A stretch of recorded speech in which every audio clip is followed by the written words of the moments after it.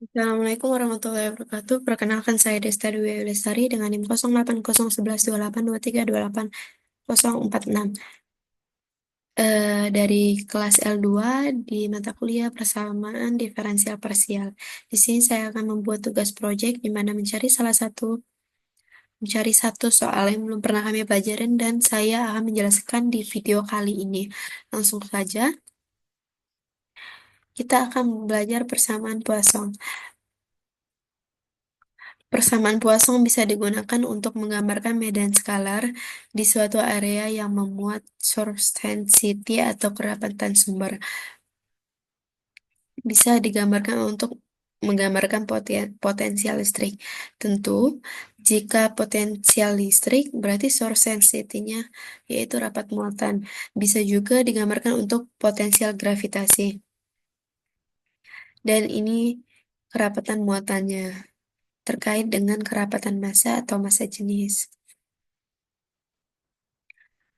Bentuk persamaan Poisson untuk listrik bentuknya seperti ini. Laplace V sama dengan negatif rho epsilon 0.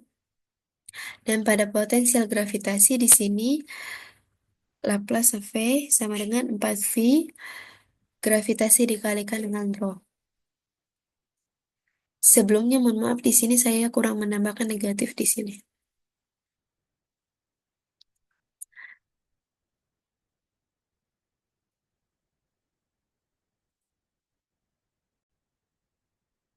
Fungsi untuk potensial skalar pada Poisson untuk listrik misalkan V sama dengan 1/4V epsilon 0 integral volume rho per R d deto. Deto ini adalah d volume, elemen volume.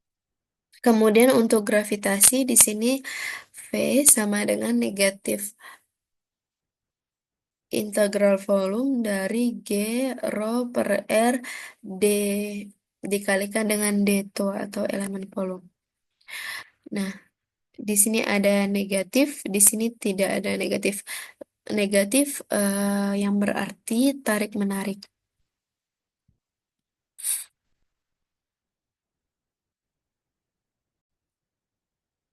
Nah, kita simpulkan, medan skalar di satu titik X, Y, Z itu sama dengan negatif 1/4V integral volume dari source density dari titik F X aksen, Y aksen, Z aksen dibagi dengan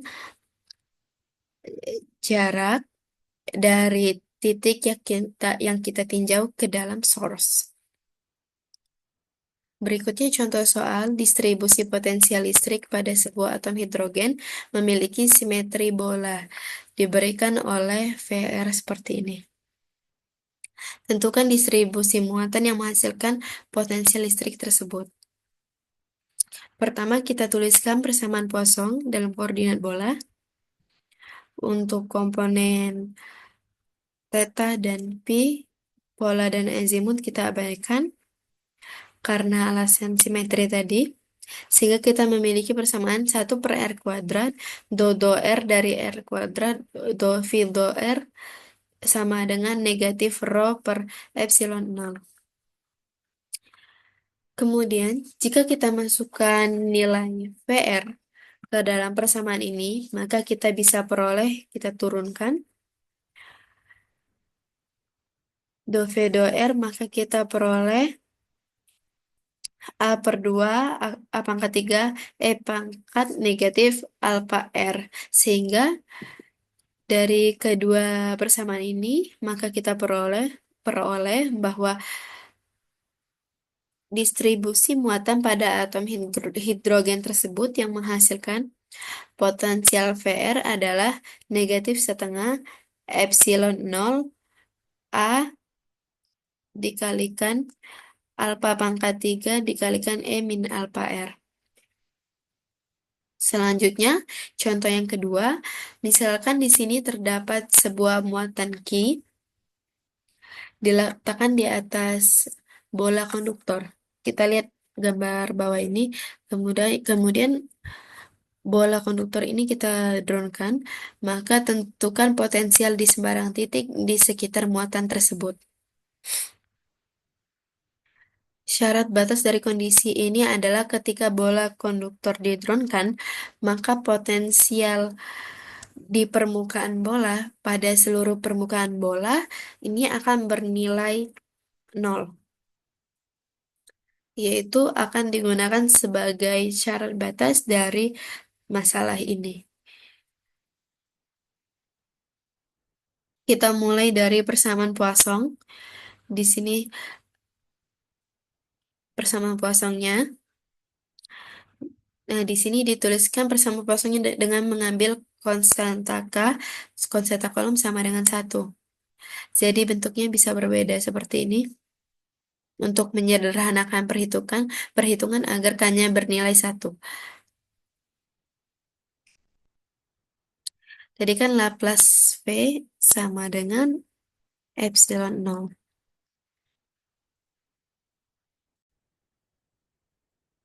Dituliskan persamaan Poisson ini dengan K sama dengan 1 dengan mengambil konstanta kolom sama dengan 1, jadi bentuknya bisa berbeda seperti ini. Untuk menyederhanakan perhitungan agar K-nya bernilai 1, maka caranya, tadi kan Laplace V sama dengan rho per epsilon 0. Maka agar K bernilai 1, maka kita akan bagi dengan K. Jadi, rho epsilon 0 dibagi dengan K. Maka kita akan peroleh negatif 4V rho yang kita dapat di sini.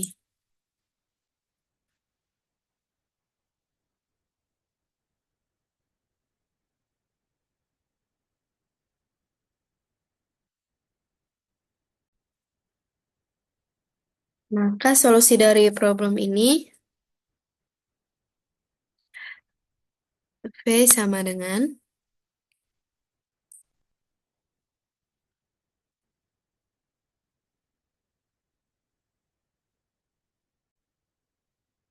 solusi dalam masalah ini V sama dengan negatif 1/4 V integral form dari tadi source density rapat muatan dibagi dengan jarak rapat muatan ke dalam titik yang kita tinjau. Sehingga kita peroleh tentu integral dari rapatan muatan, tentunya volume, hasilnya adalah muatan Q, muatan titik Q, dibagi dengan jarak dari titik Q terhadap titik uji, atau dari jarak titik uji ke muatan Q.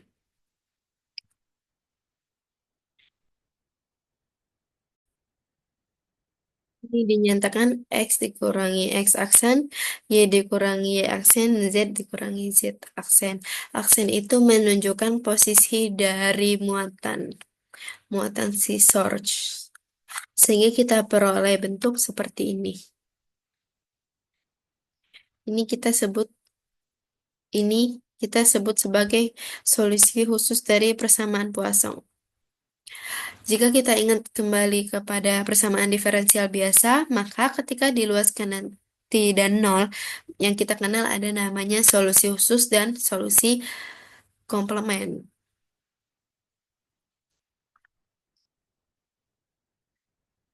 Di sini juga seperti itu, sama kayak persamaan diferensial biasa. Solusi lengkap dari persamaan Poisson ini bukan hanya solusi khususnya, tapi juga kita tambahkan dengan solusi persamaan homogen atau persamaan Laplace ketika di ruas kanan sama dengan 0. Ketika ruas kanan sama dengan 0, sebelum kita sudah membahas, solusinya berbentuk seperti ini. Ini adalah R radial. Ini adalah theta. ini ada theta, dan ini solusi bagi V. Nah, untuk radialnya ini ada terbagi menjadi dua. Radialnya terbagi menjadi dua pilihan, R pangkat 2 atau R pangkat min L dikurang 1. Pada kasus distribusi suhu, kita pilih yang pertama, yang ini. Tapi untuk kasus sekarang, mana yang lebih cocok? Jika kita lihat, kalau kita pilih yang pertama, maka nilainya akan tidak berhingga ketika R-nya jauh dari sumber. Padahal seharusnya semakin jauh dari sumber, maka nilai potensialnya semakin kecil. Sehingga yang cocok dengan kasus kita, atau yang sesuai dengan kasus kita adalah yang nomor 2 ini. Artinya semakin jauh dari sumber, maka potensial semakin mendekati 0. Maka jadi yang ini tidak memenuhi persyaratan. Kita ambil yang ini. Sehingga solusi persamaan Laplace bagi permasalahan kita berbentuk seperti ini. Rho pangkat min L min 1 PL cos theta. Sehingga solusi umum dari kasus kita bentuknya seperti ini. Yang pertama adalah particular solution dari Poisson tadi. Yang kedua adalah homogeneous solution dari persamaan Laplace tadi. Kemudian kemudian Veki kita bisa bersama Veki bisa kita jadikan seperti ini, bisa kita nyatakan dalam koordinat bola berbentuk seperti ini. Transformasi dari jarak pada koordinat persegi ke koordinat bola di mana R adalah jarak titik yang kita tinjau dari origin, kemudian A adalah jarak muatan Q dari origin, dan theta adalah sudut antara A dan R. Kemudian, untuk solusi Pi, karena sistem yang kita tinjau, ini agak blur ya, maaf ya teman ya. Maka solusi yang kita peroleh tidak bergantung pada sudut azimut atau sudut Pi. Maka bisa kita pilih M sama dengan 0, sehingga cos 0 sama dengan 1.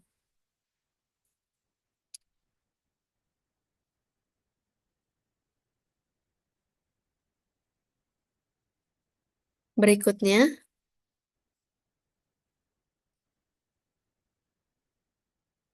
kita masukkan atau kita terapkan syarat batas.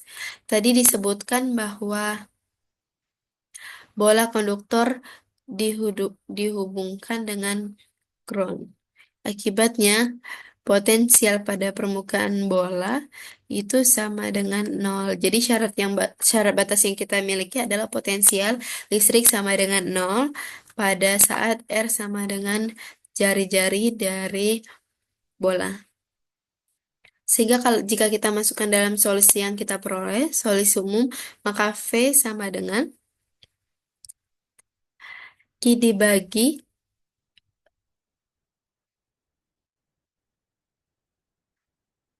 jika kita masukkan dalam solusi yang kita peroleh, maka V sama dengan Q dibagi dengan akar R kuadrat dikurang 2AR ditambah cos theta ditambah A kuadrat. Di sini saya kurang nambahin akar. Di sini harusnya akar. Ditambah ini R sama dengan jari-jari bola. Dengan demikian kita memiliki cara untuk memecahkan koefisien CL ini. Kemudian kita ingat kembali bahwa 1 per R kuadrat dikurangi 2AR cos theta ditambah A kuadrat ini adalah fungsi pembangkit dari polinomial Lysander.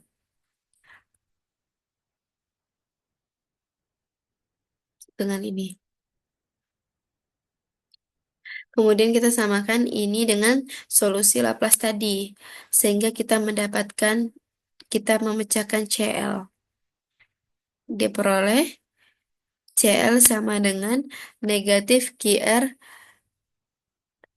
sehingga kita peroleh CL sama dengan negatif QR pangkat 2 plus 1 dibagi AL plus 1.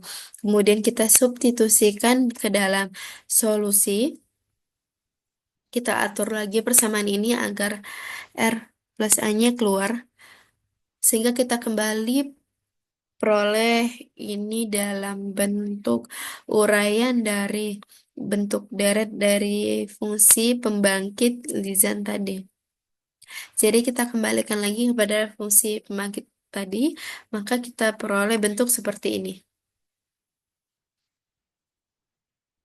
Sehingga kita lihat solusi dari potensial dari kasus kita tanpa seolah-olah ada dua muatan. Muatan Q pada jarak A tadi dari origin, kemudian ada muatan lain. Biasa kita sebut dengan muatan bayangan. Yang besarnya adalah R dibagi A dikalikan Q. Pada jarak